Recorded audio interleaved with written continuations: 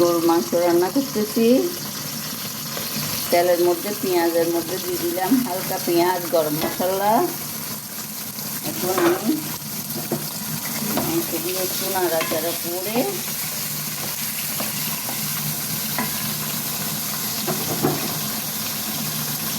আদা রসুন পেস্ট,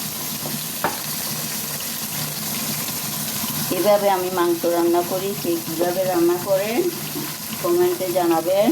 হলুদ, মরিচ, আমারগুলি মিষ্টি মরিচ একটু দিই। এখন আমি নাড়াচাড়া করবো, পেঁয়াজও দিয়ে দিব, আর একটু পেঁয়াজ দিব।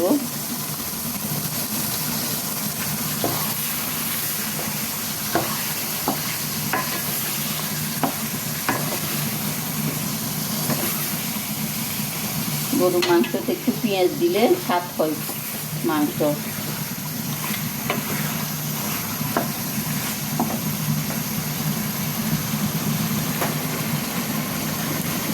লবণ দিলাম পরিমাণ মতো। মাংস কষাচ্ছি, এখন হালকা পানি দিব। মাংস কষানো হয়ে গেলে হালকা পানি দিব।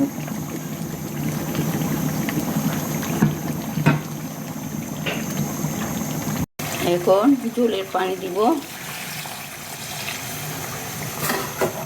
কষানো মাংসর মধ্যে গরুর মাংস গলতে হবে, নাইলে হবে না।